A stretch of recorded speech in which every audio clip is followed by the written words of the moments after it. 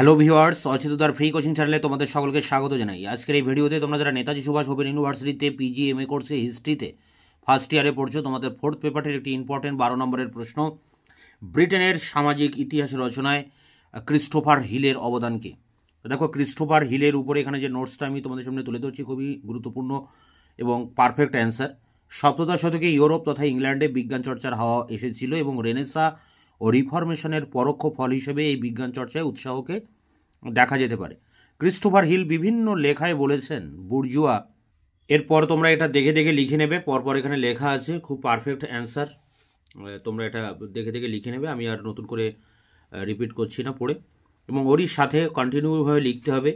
এই Christopher hill উপরে যে প্যারা করে করে যেভাবে লেখা আছে, এইভাবে তোমরা অ্যান্সারটা এখানে দেখে লিখে নেবে।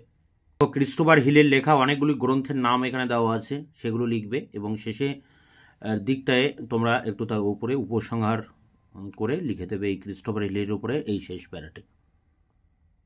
তো এই ছিল আজকের ভিডিওর বিষয়বস্তু। ভিডিওটি ভালো লাগলে অবশ্যই একটা লাইক দেবে, বন্ধুদের কাছে শেয়ার করবে এবং চ্যানেলকে সাবস্ক্রাইব করে চ্যানেলের পাশে